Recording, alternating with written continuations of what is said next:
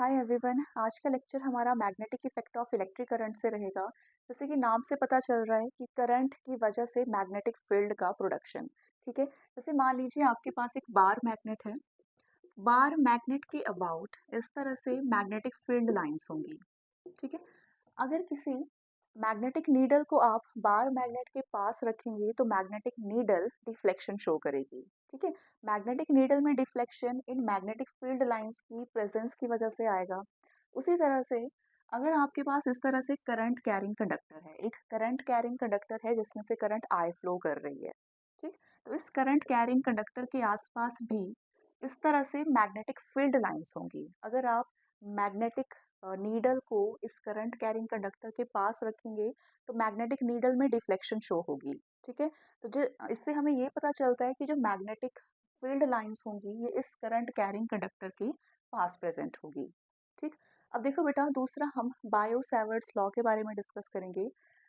मान लीजिए आपके पास इस तरह से एक स्मॉल करंट कैरिंग कंडक्टर है जिसमें करंट आई फ्लो कर रही है।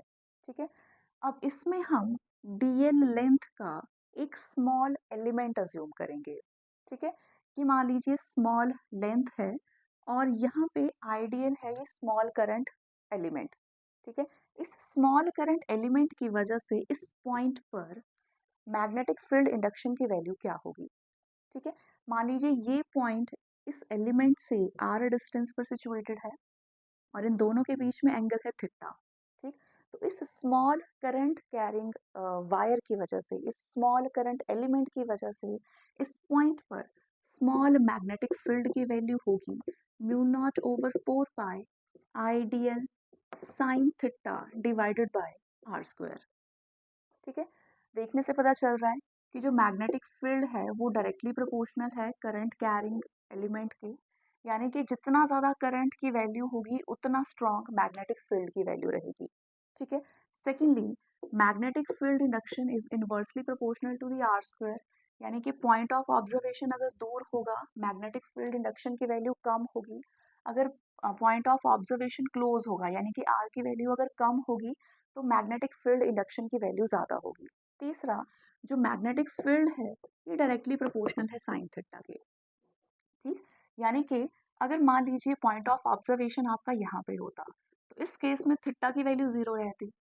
थीटा की वैल्यू ज़ीरो है यानी कि साइन ज़ीरो आपके पास ज़ीरो होना था और इस पॉइंट पे मैग्नेटिक फील्ड इंडक्शन की वैल्यू ज़ीरो होगी।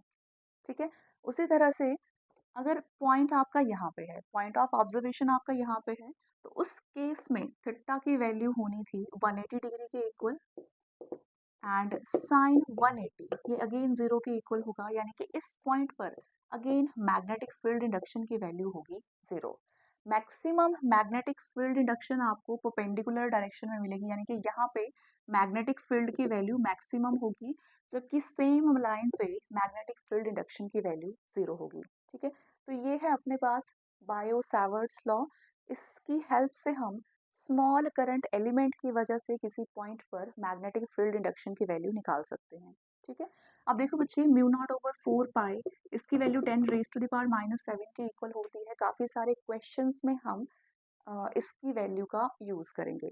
ठीक है, अब इसके बाद हम एक फाइनाइट लेंथ की वायर की वजह से एक पॉइंट पर मैग्नेटिक फील्ड इंडक्शन की वैल्यू निकालेंगे। अभी हमने क्या किया, एक स्मॉल करंट एलिमेंट की वजह से हमने मैग्नेटिक फील्ड इंडक्शन की वैल्यू निकाली। अब हम एक फाइनाइट लेंथ की वायर की वजह से एक पॉइंट पर मैग्नेटिक फील्ड इंडक्शन की वैल्यू फाइंड आउट करेंगे। ठीक है, तो मान लीजिए आपके पास इस तरह से एक फाइनाइट लेंथ की वायर है।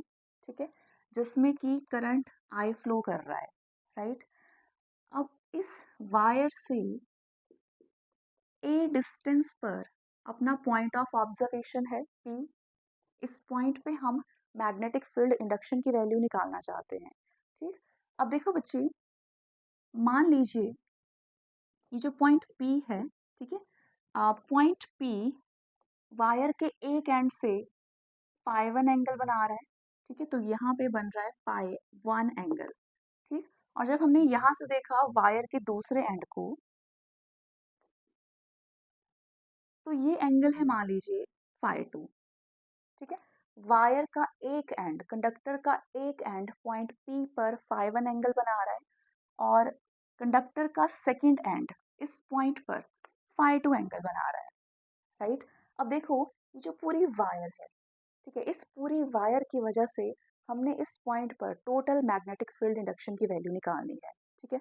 अब देखो बच्चे, ये वायर की लेंथ बहुत ज़्यादा हो सकती है, 10 मीटर्स हो सकती है, 15 मीटर्स हो सकती है या फिर 5 मीटर्स हो सकती है, ठीक है। तो पूरी इस वायर की वजह से इस पॉइंट पर मैग्नेटिक फील्ड इंडक्शन की वैल्यू हम एक साथ नहीं निकाल सकते, ठीक है, क्योंकि जो वायर होगी वो बहुत लंबी भी हो सकती है। तो हम क्या करेंगे, एक स्मॉल करंट एलिमेंट की वजह से इस पॉइंट पर मैग्नेटिक फील्ड इंडक्शन की वैल्यू फाइंड आउट करेंगे।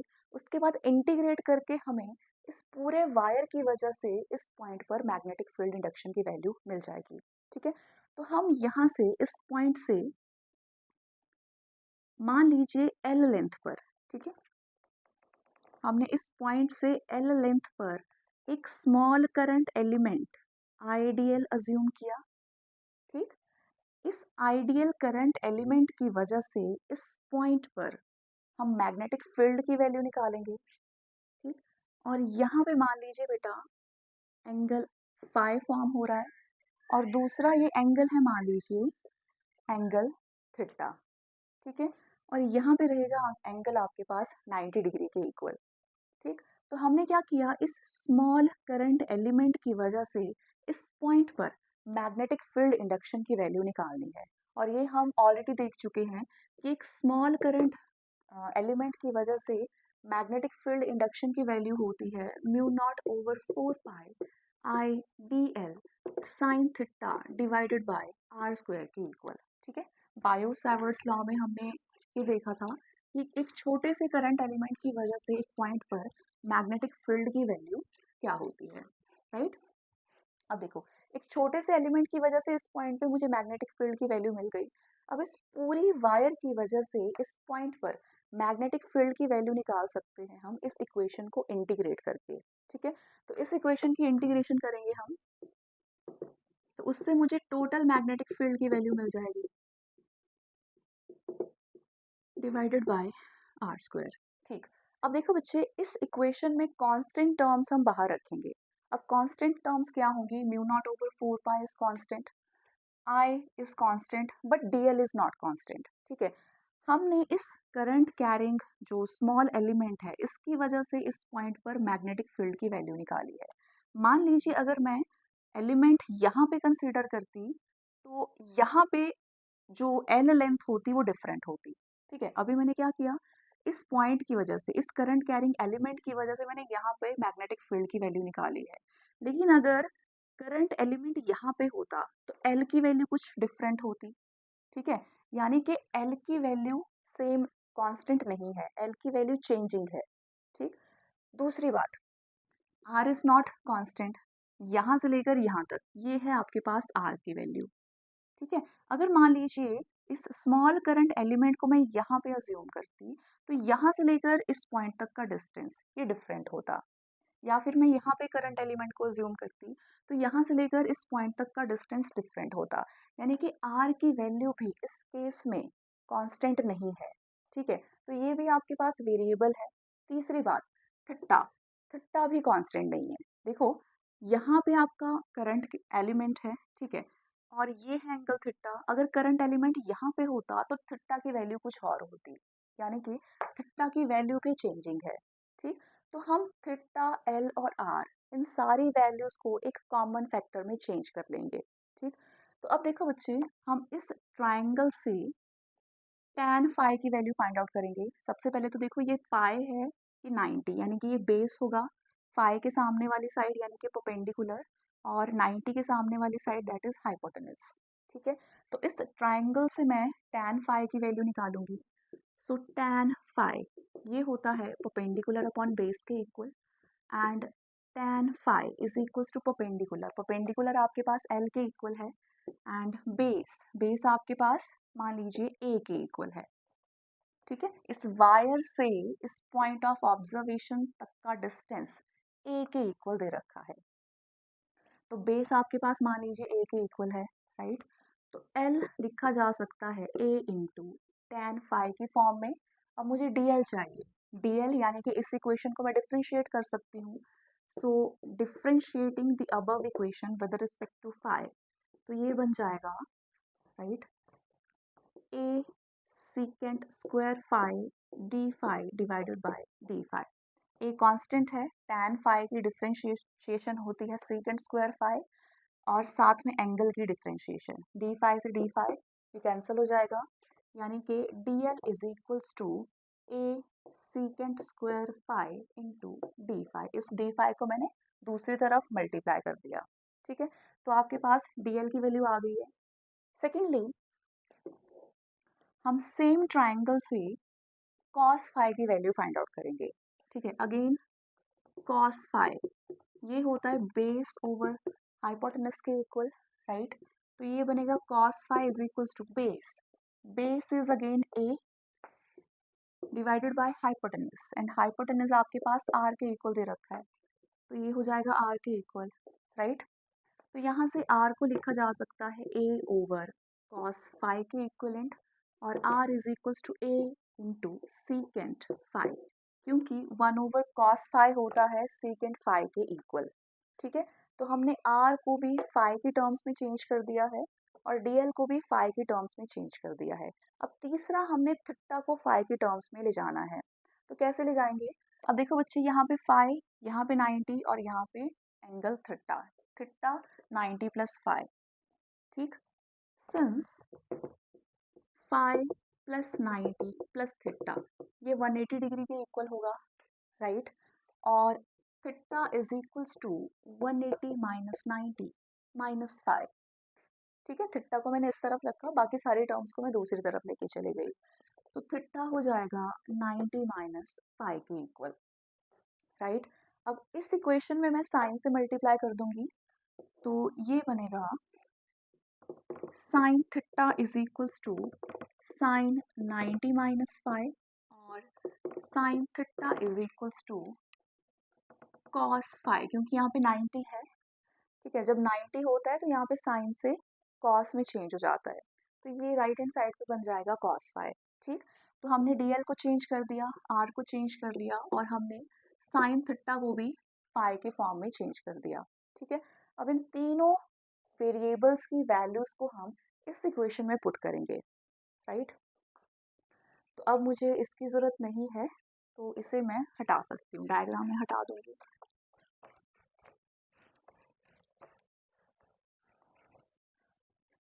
ठीक है, तो देखो बच्चे, dl की वैल्यू, r की वैल्यू और साइन थीटा की वैल्यू मैं इस इक्वेशन में पुट करूँगी, ठीक है। So integration of dv is equals to mu not over 4 pi I D L sine theta over r square, ये आपके पास इक्वेशन है, राइट। तो लेफ्ट हैंड साइड पे आपको टोटल मैग्नेटिक फील्ड मिलेगी म्यू नॉट ओवर 4 पाई, ये constant है, integration of I into D L, dl है आपके पास a into secant square phi into d phi के equal and sine phi, right. Sine phi है कॉस फाई के equal divided by are square, r है आपके पास a square secant square phi के इक्वल, ठीक है। आर स्क्वायर है ना यहाँ पे, तो ये बन जाएगा a square secant square phi के इक्वल, राइट।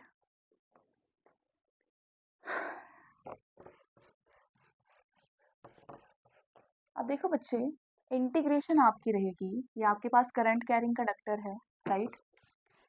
और इस करंट कैरिंग कंडक्टर की वजह से इस पॉइंट पे मैं मैग्नेटिक फील्ड की वैल्यू निकाल रही हूँ, यहाँ से लेकर यहाँ तक ये a डिस्टेंस है, पॉइंट P फर्स्ट एंड पे एंगल फाई 1 बना रहा है, जबकि पॉइंट P सेकेंड एंड पे फाई 2 एंगल बना रहा है, ठीक है। तो इस इक्वेशन की इंटीग्रेशन हम करेंगे माइनस फाई 2 से लेके प्लस फाई 1 तक, ठीक है। इस इक्वेशन की इंटीग्रेशन करेंगे हम, देखो यहाँ पे ये इस तरफ बन रहा है ना फाई 2, तो ये हो जाएगा minus phi 2 two plus phi 1, minus phi 2 two plus phi 1, right.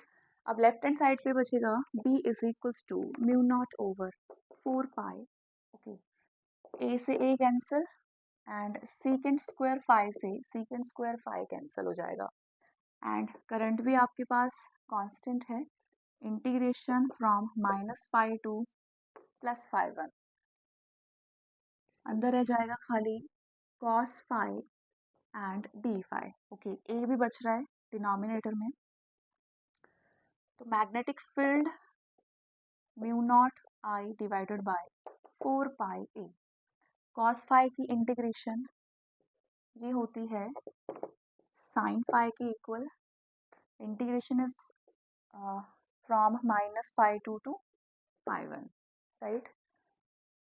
तो ये बन जाएगा b is equals to mu naught I divided by 4 pi A, upper limit put करेंगे हम, फाई की जगह पे फाई 1, तो ये बनेगा sine phi 1 minus sine minus of phi 2, right.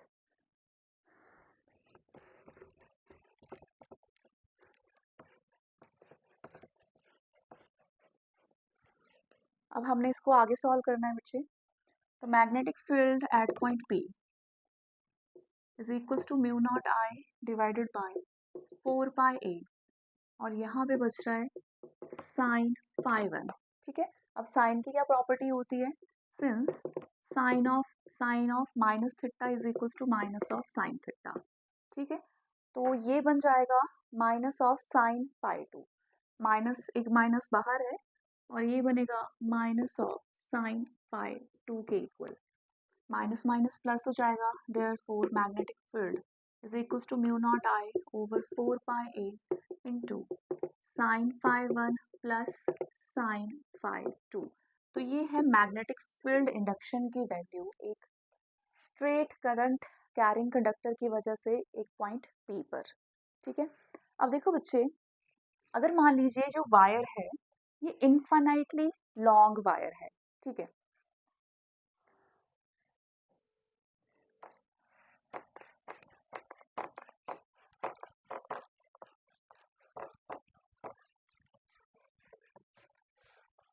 जैसे मान लीजिए आपके पास एक वायर है जिसकी लेंथ फाइनाइट लेंथ की वायर है, ठीक है। इस फाइनाइट लेंथ की वायर की वजह से हमने पॉइंट P पर मैग्नेटिक फील्ड इंडक्शन की वैल्यू निकाल ली है, ठीक है।